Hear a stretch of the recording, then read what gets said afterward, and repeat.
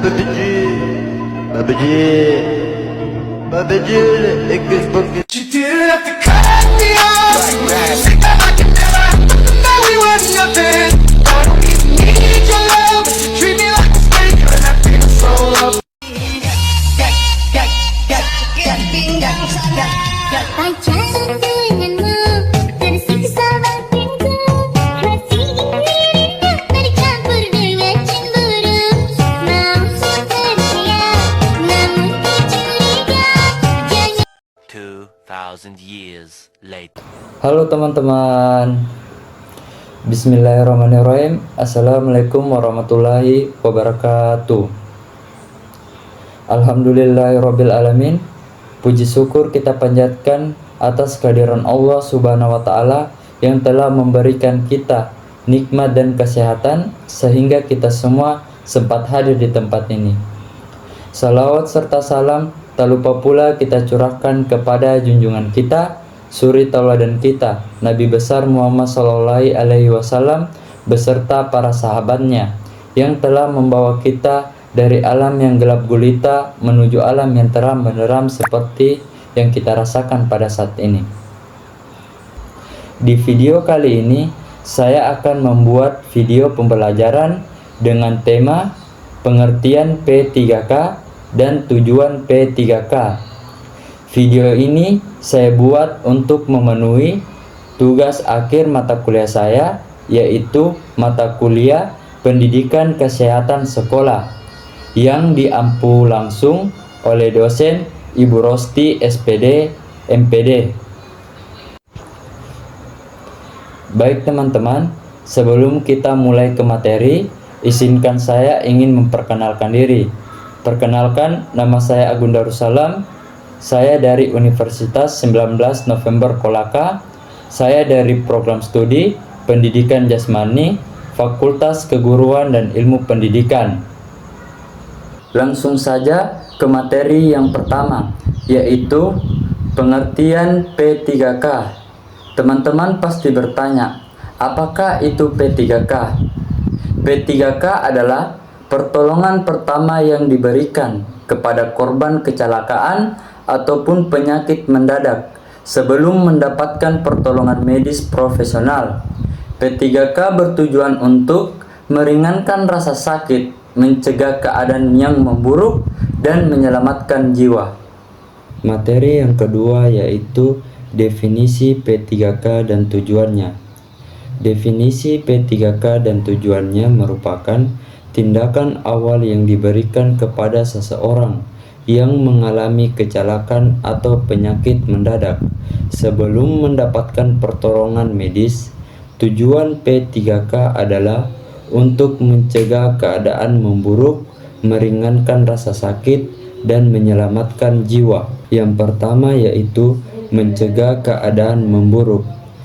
P3K bertujuan untuk menghentikan pendarahan, mencegah infeksi, dan menjaga korban tetap stabil. Yang kedua yaitu meringankan rasa sakit.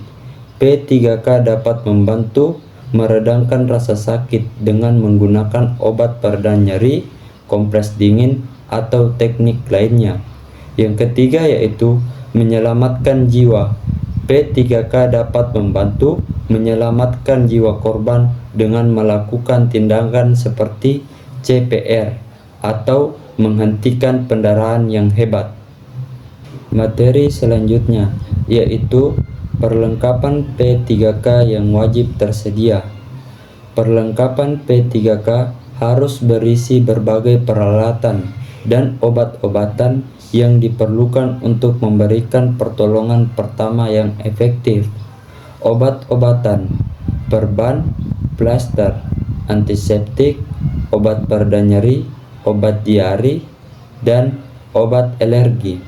Alatnya yaitu gunting, pinset, termometer, sarung tangan, dan masker. Untuk alat kebutuhan lainnya seperti air minum, kain bersih, selimut, dan hand sanitizer. Materi selanjutnya adalah langkah-langkah pertolongan pertama pada luka terbuka. Luka terbuka adalah luka yang menyebabkan kerusakan pada kulit dan jaringan di bawahnya. Tindakan P3K pada luka terbuka bertujuan untuk menghentikan pendarahan, membersihkan luka, dan mencegah infeksi. Yang pertama yaitu hentikan pendarahan. Tekan luka dengan kain bersih hingga pendarahan berhenti. Jika perlu, gunakan perban tekan. Yang kedua, bersihkan luka. Cuci luka dengan air bersih dan sabun. Gunakan antiseptik untuk membersihkan luka dan mencegah infeksi. Yang ketiga, balut luka. Tutup luka dengan perban serta untuk melindungi luka dari kotoran dan infeksi. Materi selanjutnya adalah penanganan pertolongan pertama pada patah tulang. Patah tulang adalah kondisi di mana tulang mengalami keretakan atau putus. P3K pada patah tulang bertujuan untuk mencegah pergerakan tulang yang patah dan mengurangi rasa sakit. Yang pertama yaitu imobilisasi. Jangan pindahkan korban kecuali jika dalam bahaya. Imobilisasi area patah dengan menggunakan splint, kain, ataupun alat lainnya. Yang kedua yaitu kompres dingin.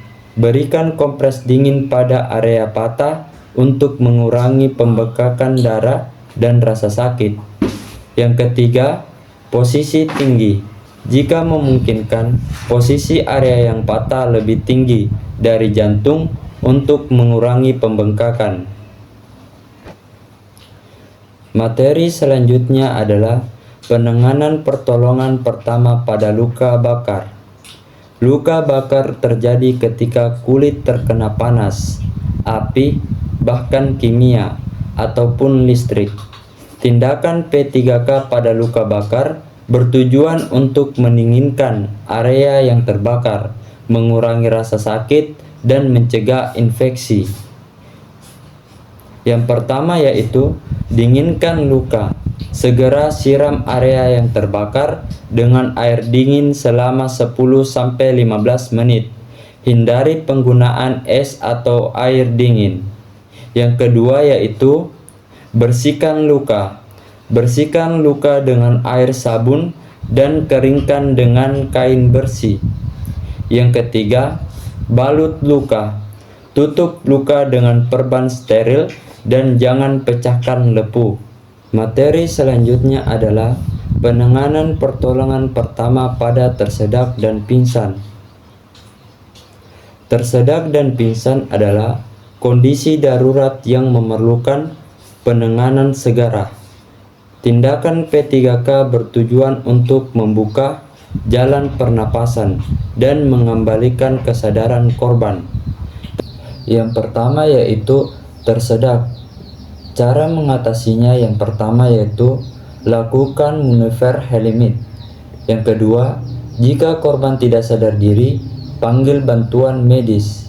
Yang ketiga, berikan pertolongan pernapasan jika diperlukan. Selanjutnya yaitu pingsan. Cara melakukan penanganannya yaitu yang pertama, berikan korban dalam posisi yang miring. Yang kedua, periksa nadi dan pernapasan korban. Yang ketiga, jika korban tidak bernapas, lakukan CPR. Selanjutnya, jika korban tidak sadar, segera lakukan panggilan medis. Baik, itulah beberapa materi yang dapat saya jelaskan. Selanjutnya, kita akan menonton video pembelajaran tentang materi yang saya jelaskan untuk mengetahui dan mendalami lebih jelas materi yang saya jelaskan. Langsung saja ke video berikut. Kita semua pasti pernah mengalami yang namanya luka. Tapi, apakah kalian penasaran bagaimana luka bisa sembuh dengan cepat?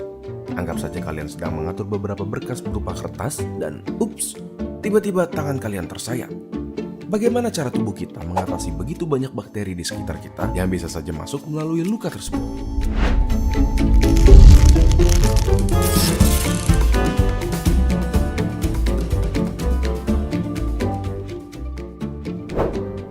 Tujuan dari sistem imun kita adalah memulai proses inflamasi supaya penjajah yang datang dapat diisolasikan atau dihancurkan, menyingkirkan puing-puing yang tersisa, dan proses penyembuhan dapat segera dimulai. Anggaplah suatu bakteri masuk ke tubuh kita melalui luka. Makrofag yang sudah siap di area tersebut akan mulai menelan bakteri-bakteri yang berusaha menyerang. Hampir secara langsung, sekelompok sel bernama mast cells atau sel mast yang mirip dengan basofil mengeluarkan zat kimia bernama histamin. Zat ini memicu dilatasi pembuluh darah di area tersebut sehingga jumlah darah yang menuju area itu akan meningkat. Yang berarti jumlah sel darah putih yang datang ke lokasi pun meningkat. Histamin juga mempunyai efek meningkatkan permeabilitas kapiler, yang berarti pori kapiler tersebut akan melebar dan sel darah putih lainnya dapat keluar dari pembuluh dengan lebih mudah, membantu teman seperjuangannya yang sudah bertarung terlebih dahulu. Selain itu, akan terjadi reaksi yang bernama pembengkakan. Secara medis dikenal dengan nama edema dan biasanya disebabkan oleh gradasi tekanan yang ada di antara kapiler yang tekanannya lebih tinggi karena dilatasi dan lokasi luka atau cairan interstisial yang mempunyai tekanan lebih rendah. Karena ini, cairan dari kapiler akan bocor ke tempat di mana tekanan lebih rendah dan menyebabkan bengkak di daerah tersebut. Sel-sel yang dibutuhkan untuk bertarung melawan penjajah sudah siap. Barisan pertama berisi neutrofil yang membantu membunuh lawan. Sel lainnya termasuk monosit yang berubah menjadi makrofag dalam 8 sampai dengan 12 jam. Neutrofil dan monosit akan membantu menghalangi infeksi dan bahkan jumlah neutrofil dapat menjadi 5 kali lipat dari jumlah normal dalam beberapa jam. Sekarang, di saat sel-sel yang bertarung telah mencapai lokasi luka, sel yang bertanggung jawab dalam menutup luka pun akan mulai bekerja.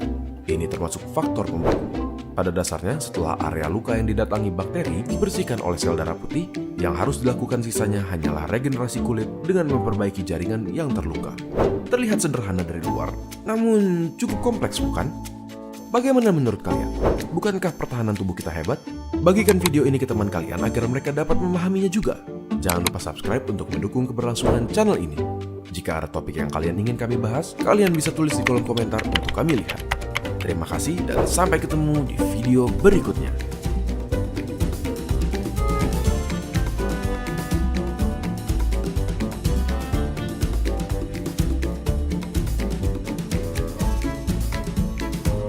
Halo sahabat sehat, yuk kenali fraktur dan ketahui cara penanganannya. Apa itu fraktur? Patah tulang atau fraktur adalah kondisi ketika tulang patah sehingga bentuk atau bahkan posisinya berubah. Patah tulang dapat terjadi jika tulang menerima tekanan atau benturan yang kekuatannya lebih besar daripada kekuatan tulang. Klasifikasi fraktur. Ada 3 klasifikasi fraktur. Yang pertama, fraktur terbuka. Tulang yang patah sampai merobek kulit sehingga jaringan di bawah kulit dan tulang yang patah menjadi terlihat. Yang kedua adalah fraktur tertutup. Fraktur tertutup adalah tulang yang patah tetapi tidak sampai merobek pada kulit. Dan yang terakhir, fraktur kompleksitas. Fraktur jenis ini terjadi pada 2 keadaan, yaitu pada bagian ekstremitas terjadi pada tulang, sedangkan pada sendinya terjadi dislokasi. Penyebab terjadinya patah tulang. Yang pertama, insiden trauma yang bisa diakibatkan oleh cedera, kecelakaan, atau bahkan jatuh dari ketinggian. Yang kedua adalah kondisi patofisiologis, seperti tumor tulang dan juga infeksi pada tulang. Dan terakhir adalah fraktur spontan. Tanda dan gejala fraktur. Yang pertama, nyeri berat. Kedua, memar, bengkak, atau kemerahan. Ketiga, tulang mencuat keluar, menembus kulit. Keempat, kelainan atau perubahan bentuk. Dan yang terakhir adalah kesemutan dan mati rasa. Faktor resiko. Ada beberapa faktor penyebab fraktur itu muncul. Yang pertama, umur. Kedua, jenis kelamin. Ketiga, aktivitas. Keempat, massa tulang. Kelima, faktor perantara. Dan yang terakhir adalah faktor lingkungan. Pemeriksaan penunjang. Yang pertama, foto ronsen untuk menentukan lokasi luasnya tulang yang patah. Kedua, CT scan atau MRI. Ketiga, arteriogram bila kerusakan vaskular dicurigai, dan yang terakhir adalah hitung darah secara lengkap. Pencegahan fraktur. Ada beberapa cara untuk mencegah terjadinya fraktur. Yang pertama adalah mengonsumsi makanan tinggi kalsium seperti susu, keju, yogurt, atau sayuran, mendapatkan asupan vitamin D seperti telur dan ikan, berolahraga secara teratur, memasang pagar pembatas pada tangga, hindari penggunaan benda yang tidak stabil sebagai penopang, dan yang terakhir adalah menggunakan pegangan tangga saat menggunakan tangga. Pertolongan pertama yang dapat dilakukan ketika seseorang mengalami fraktur. Yang pertama, menghentikan perdarahan jika terdapat pendarahan dengan menggunakan perban ataupun kain. Kedua, jangan menggerakkan atau menyelaraskan kembali tulang yang patah. Ketiga, mengompres menggunakan es batu untuk mengurangi rasa nyeri. Nah, apakah patah tulang berbahaya? Ya, bahaya jika tidak ditangani dengan cepat dan tepat. Bisa syok karena pendarahan berlebihan, nyeri, dan keterbatasan fisik. Salah satu caranya yaitu dengan operasi. Operasi yaitu tindakan pembedahan pada bagian tubuh yang bertujuan untuk memperbaiki perubahan bentuk dan fungsi yang terganggu. Pengertian prabedah. Proses dimulai ketika pasien dan keluarga mengambil keputusan untuk menjalani operasi atau pembedahan, dan berakhir ketika pasien berada di ruang operasi. Persiapan praoperasi. Yang pertama yaitu persiapan administrasi, yang terdiri dari formulir persetujuan operasi, hasil pemeriksaan penunjang seperti foto ronsen, pengambilan darah, rekam jantung, pemeriksaan tekanan darah, nadi, pernapasan dan juga suhu, dan juga persiapan khusus seperti ICU dan juga ketersediaan darah. Yang kedua yaitu persiapan fisik. Persiapan fisik terdiri dari status nutrisi dan cairan, kebersihan diri, istirahat dan tidur yang cukup,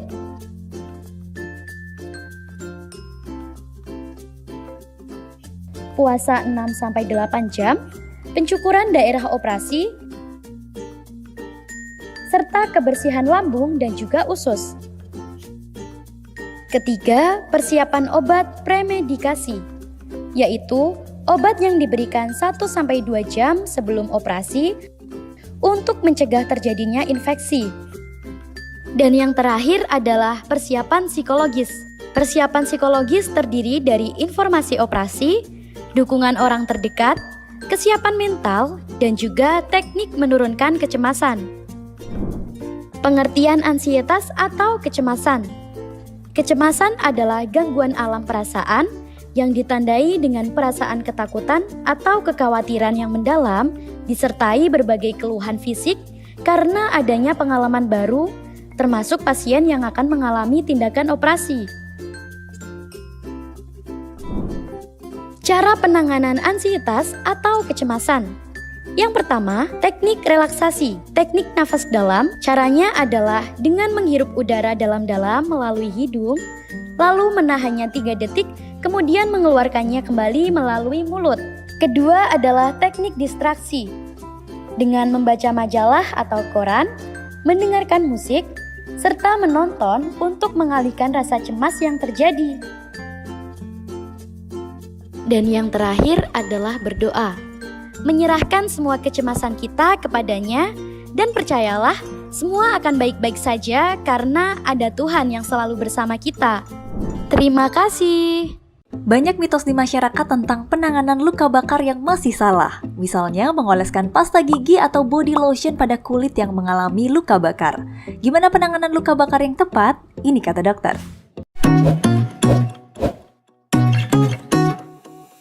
Luka bakar ringan biasanya terjadi saat kulit tidak sengaja terkena air panas, alat setrika, ataupun knalpot. Luka bakar ada 3 tingkatannya. Luka bakar ringan atau derajat 1 mengenai lapisan kulit terluar atau epidermis, biasanya kulit jadi kemerahan tapi nggak sampai melepuh. Luka bakar sedang atau derajat 2 mengenai epidermis dan sebagian lapisan dermis kulit atau lapisan kulit yang lebih dalam, biasanya kulit merah dan melepuh. Luka bakar berat atau derajat 3, kerusakannya mulai dari kulit terluar hingga dalam atau sampai otot bahkan tulang. Kulit jadi hangus dan mati rasa. Pada luka bakar derajat 3 harus segera dibawa ke rumah sakit karena memerlukan penanganan pembedahan hingga cangkok kulit. Untuk luka bakar ringan hingga sedang yang tidak begitu luas, bisa mendapatkan penanganan awal di rumah. Caranya, segera setelah mengalami luka bakar, aliri area luka bakar dengan air keran suhu normal selama 20 menit. Tujuannya mengurangi nyeri dan biar suhu panas dari luka bakar nggak menjalar ke jaringan lebih dalam.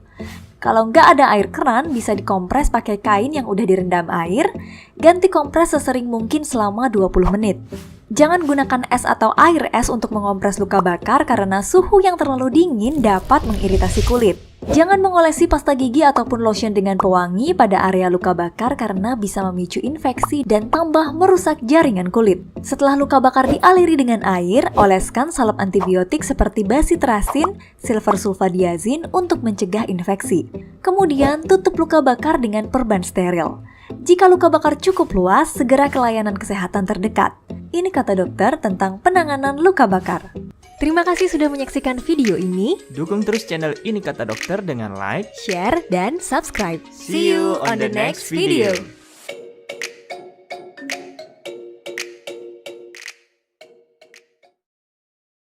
Kadang di tengah keseruan berkumpul dengan keluarga, urutan makan dan berbicara jadi tidak beraturan. Saking serunya ngobrol sambil menyantap makanan, ada saja kejadian berupa tersedak. Siapa sih yang suka di saat tersedak? Di tengah kepanikan itu, apakah kalian tahu apa yang harus dilakukan? Begini caranya. Pertama, pastikan kalian memberitahu orang yang tersedak untuk tidak panik dan arahkan mereka untuk batuk saja. Ingat ya, jangan beri air minum di saat sedang tersedak. Hanya berikan air jika sumbatan sudah keluar. Jika tidak bisa batuk, maka arahkan badan sedikit menunduk, lalu tepuk punggung dari bawah ke atas. Gimana? Cukup berguna bukan? Ngomong-ngomong, video ini merupakan kolaborasi antara Palang Merah Indonesia dengan Neuron. Yuk belajar pertolongan pertama biar siap bantu sesama.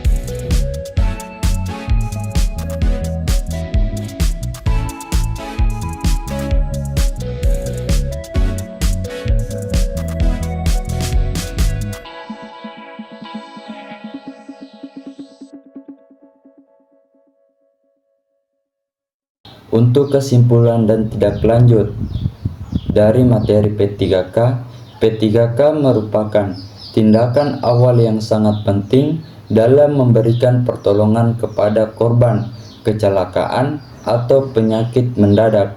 Setelah memberikan P3K, segera hubungi tenaga medis yang profesional untuk mendapatkan penanganan yang lebih lanjut. Untuk tindakan lanjutnya, yang pertama yaitu pertolongan cepat. P3K harus diberikan dengan cepat dan tepat. Yang kedua, rujukan medis. Setelah memberikan P3K, segera rujukan korban ke tenaga medis yang profesional. Yang ketiga yaitu pencegahan. Pencegahan kecelakaan dan penyakit adalah langkah terbaik untuk menghindari cedera dan penyakit. Mungkin itu saja materi yang dapat saya sampaikan. Semoga yang menonton video ini mendapatkan banyak manfaat. Kurang dan lebihnya mohon dimaafkan. Wabillahi taufiq wal hidayah. Wassalamualaikum warahmatullahi wabarakatuh.